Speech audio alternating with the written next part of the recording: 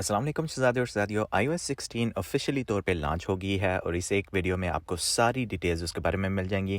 पहले तो आपके पास इनफ स्टोरेज होनी चाहिए कि उसके बाद आप अपडेट कर सकें। जैसे ही आप अपडेट कर लेते हैं, चलें फिर सीधा डिग डाउन करते हैं सारे फीचर्स के अंदर। सबसे पहले तो वो ट्राई करेंगे एप्पल वाले कि आप iCloud प्लस की जो मेंबरशिप है वो लेने की ज़रूरत नहीं है अनलेस कि आपका स्टोरेजेस के इशू हो। आईफोन के एनालिटिक्स भी शेयर करने की ज़रूरत नहीं है। सबसे पहले अब इन जनरल बात करते हैं। इसकी फ्लूइडिटी बिल्कुल उसी तरह है जिस तरह की ये 13 की थी, लेकिन फीचर्स नए ऐड कर दिए गए हैं, सारी बात है। उसके बारे में बात करते हैं। सबसे पहले तो जब भी ये लॉक हो फ़ोन, उसको फेस आईडी वगैरह के साथ अनलॉक करने के बाद आप उसको दबा के रखेंगे स्क्रीन को, तो ये फीचर्स आ जाएंगे जिसमें आप उसका वॉलपेपर चेंज कर सकते हैं और वॉलपेपर के साथ काफ़ी ज़्यादा चीज़ें एडिट कर सकते हैं। मसलन जो कि मैंने अभी इस्तेमाल किया हुआ है, ये इमोजीज का वॉलपेपर है। जब ये मैं इमोजीज के बटन को क्लिक करता हूँ तो ये मुझे ऑप्शन देता है कि कोई भी इमोजीज मैं इस्तेमाल कर सकता हूँ। मैंने इस वक्त ये 3 डिफरेंट टाइप्स के इमोजीज सेलेक्ट किए हुए हैं। सेलेक्ट करने के बाद आपके पास ऑप्शन है कि आप इनके ऊपर स्वाइप लेफ्ट एंड राइट करके देखें कि इसके क्या स्टाइल्स बना सकते हैं। मुख्तलिफ किस्म के स्टाइल्स हैं, या आप इनमें से जो भी सिलेक्ट करना चाहें वो सिलेक्ट कर सकते हैं। हर एक की अपनी फील है, अपना स्टाइल है। मुझे ये वाला स्पाइरल वाला जो भी कहते हैं इसको ज़्यादा पसंद था। उसके बाद ये 3 बटन को क्लिक करके हम बैकग्राउंड का कलर भी इसके हिसाब से चेंज कर सकते हैं। इसमें जो भी आपने चूज़ करना हो वो सिंपली चूज़ करें और जैसे ही आप एक बटन सेलेक्ट करते हैं, जो भी कलर सेलेक्ट करते हैं, उसके बाद नीचे वाला जो बार है उसके ऊपर स्लाइड लेफ्ट एंड राइट करके आप उसकी इंटेंसिटी की कलर जो है उसको चेंज कर सकते हैं। उसके बाद ये सामने ऐड विजेट का ऑप्शन आपको नज़र आ रहा है। जब इसके ऊपर क्लिक करेंगे तो आप कोई भी विजेट ऐड कर सकते हैं। एक वर्जन होता है लॉन्ग फॉर्म और एक है वो छोटा सर्कुलर वाला। तो आप 2 सर्कुलर वाले और एक लॉन्ग फॉर्म का विजेट ऐड कर सकते हैं एक ही टाइम पे, उससे ज़्यादा की लिमिट है ही नहीं। इसके बाद आ जाते हैं टाइम के ऊपर। अब टाइम को सिलेक्ट करके आप इसका फॉन्ट की थिकनेस और स्टाइल वगैरह को चेंज कर सकते हैं। ना सिर्फ वो, बल्कि कलर को भी चेंज कर सकते हैं। उसके अलावा आप ये जो ऊपर आपका कैलेंडर का विजेट है वो भी चेंज कर सकते हैं। अगर आपने इस्लामिक कैलेंडर सेलेक्ट किया हुआ है, जो कि सेटिंग्स में आपके जाके कर सकते हैं, मैं दिखाता हूँ कि कहाँ से करते हैं, तो वो भी सिलेक्ट कर सकते हैं। या फिर रेगुलर वाला सेटिंग्स में जाइए और अल्टरनेटिव कैलेंडर को सिलेक्ट करें तो यहाँ पे आपको इस्लामिक कैलेंडर मिल जाएगा। उसके अलावा कैंसिल और डन का ऑप्शन है। ये जैसे ही करते हैं आप डन, तो सेट एज वॉलपेपर पेयर का ऑप्शन है। उसके अलावा कस्टमाइजेशन का ऑप्शन भी है जो कि ज़्यादा डिटेल्स में जाता है। उसको क्लिक करें तो ये रहा सारा ऑप्शन। उसके अंदर जो मेन वॉलपेपर है, जब अनलॉक कर चुकेंगे तो उसके बाद क्या चेंजेस कर सकते हैं वो ये हैं कि ब्लर भी कर सकते हैं, ये वो भी कर सकते हैं, पिक्चर्स वगैरह भी चेंज कर सकते हैं। जो भी इमेज आप सेलेक्ट करते हैं उसको ड्रैग एंड ड्रॉप करके रीसाइज वगैरह भी कर सकते हैं और उसके हिसाब से जो जब खुल जाएगा तो वो वाली पिक्चर नज़र आएगी। अब जो खुलेगा नहीं तो उससे पहले यानी लॉक होगा तो उस टाइम इमोजीज की जो पिक्चर है वो नजर आएगी। लेकिन वो जो ब्लर वाला ऑप्शन मैंने दिखाया था उसकी मैं एग्जांपल आपको दे रहा हूँ कि ये जैसे ही आप सिलेक्ट करते हैं वही वाली मेन इमेज अगर आपने होम स्क्रीन लॉक स्क्रीन के ऊपर सिलेक्ट की हुई थी तो होम स्क्रीन पे ब्लर हो जाएगी। उसके अलावा जो भी स्टाइल्स वगैरह वो चूज कर सकते हैं। अब एक और चीज़ जो इस सेटिंग्स के साथ वो ऐड कर सकते हैं आप, वो ये है कि इस वॉलपेपर को आप फोकस मोड के साथ सिलेक्ट कर सकते हैं, डू नॉट डिस्टर्ब के साथ भी, स्लीपिंग के साथ भी, जो भी ड्राइविंग वगैरह। जैसे ही आप एक कस्टमाइज्ड वॉलपेपर सेलेक्ट करेंगे तो ऑटोमेटिकली वो वाला फोकस मोड ऑन हो जाएगा, जिसमें या तो सिर्फ सेलेक्टेड लोग ही आपको कांटेक्ट कर पाएंगे, सेलेक्टेड एप्लीकेशंस ही आपकी काम करेंगी, या फिर आप चाहें तो कोई भी आपको कांटेक्ट नहीं कर सकता। ये सारा कुछ आप इसमें जो सेटिंग्स में है जाके चेंज कर सकते हैं।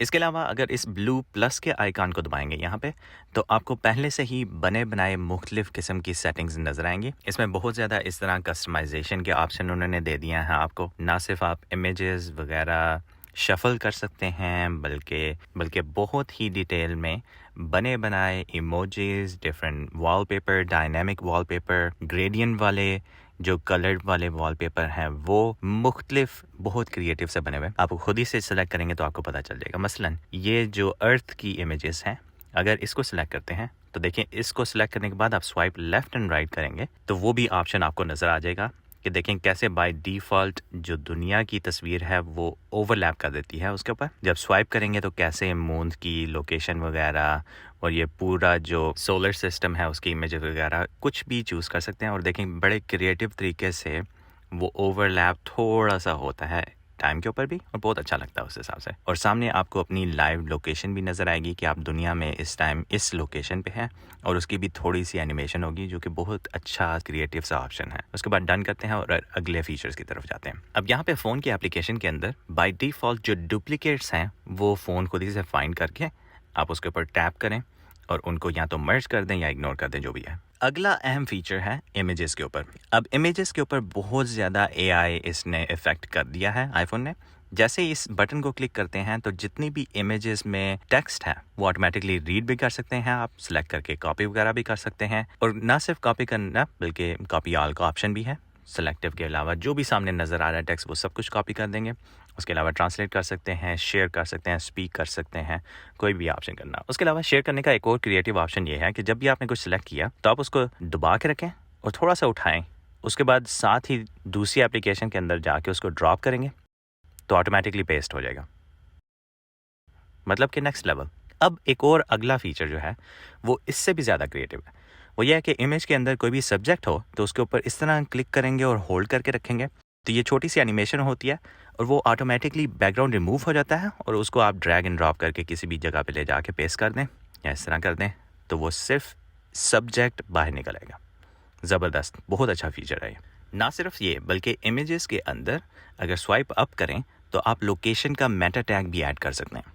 फिर लोकेशन की बेस पे सारी इमेजेस को आप एक ही ग्रुप में डाल सकते हैं। इस तरह की काफ़ी क्रिएटिव चीज़ें। और ना सिर्फ ये बल्कि सब्जेक्ट्स की जो पिक्चर्स हैं उसको भी कंट्रोल किया जा सकता है कि आपने कितना ज़्यादा इस सब्जेक्ट को अपनी फ़ोटो की लाइब्रेरी में देखना है या इसको कोई नाम देना है, ये सारी डिटेल्स AI बिल्ट इन सारा कुछ फ़ोटोज़ की एप्लीकेशन में बहुत ज़्यादा ऐड कर दिया उन्होंने। उसके अलावा इन 3 डॉट्स को करके नेक्स्ट स्टेप ये है कि अगर आपने तस्वीर को हाइड करना हो तो ये रहा हाइड का ऑप्शन, इसको दबाएंगे तो वो ऑटोमेटिकली हाइड हो जाएगी। अब पहले iOS 15 में हाइड तो हो जाती थी लेकिन फिर भी एक्सेस की जा सकती थी हिडन फोल्डर में, लेकिन अब by default hidden folder lock हो गया। इसका मतलब ये हुआ कि सिर्फ फेस आईडी या जो फ़ोन का पासवर्ड है उसी के ज़रिए एक्सेस आप कर सकते हैं उस फोल्डर को, वरना नहीं। बहुत अच्छा फीचर है, पता नहीं क्यों आप लोगों को चाहिए होगा, बहुत ज़्यादा लोग सवाल करते रहते हैं, लेकिन जो भी है सामने रही आपकी वजह। इसके अलावा अगर आपने किसी भी तस्वीर को किसी के साथ शेयर करना हो तो ये रहा 3 डॉट्स दबाने के बाद शेयर का ऑप्शन।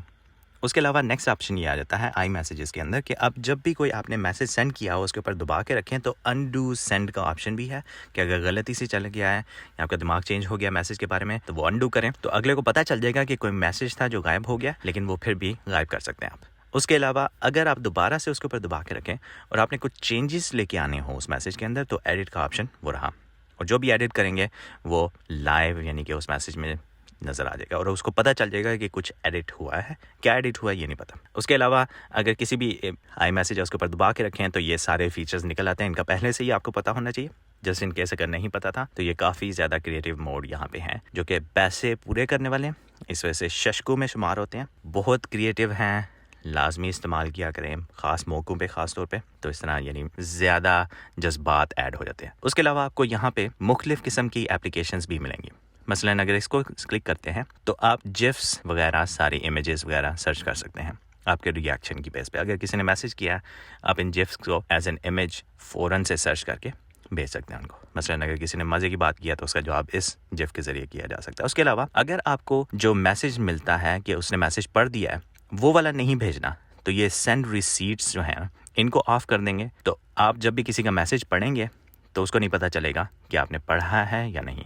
बाय डिफ़ॉल्ट वो नज़र आता है कि यहाँ पे मैसेज के नीचे डिलीवर्ड की जगह रेड लिखा आ जाता है। उसके अलावा अगला ऑप्शन आ जाता है वीडियोस का। अब तस्वीरों की तरह आप वीडियोस के अंदर भी किसी पॉइंट पे पॉज करके इस बटन को दबाने से जितना भी टेक्स्ट वगैरह है उसको रीड कर सकते हैं, ड्रैग एंड ड्रॉप करके कॉपी एंड पेस्ट कर सकते हैं। नेक्स्ट लेवल इन्होंने कर दिया उस तरह। सिंपली आप ड्रैग करें, लेके जाएं किसी भी एप्लीकेशन के अंदर और वहाँ पे ड्रॉप करें तो ऑटोमेटिकली वो कॉपी पेस्ट हो जाएगा। iOS 16 में एक और मसला जो था वो ये था कि मेल फ़ौरन से चली जाती थी, उसको कंट्रोल करने का हिस्सा नहीं था कि अगर आपने गलती से मेल कर दी है तो अब वो सामने 10 सेकंड का गैप लगा के आप उसको कंट्रोल कर सकते हैं और स्टॉप कर सकते हैं।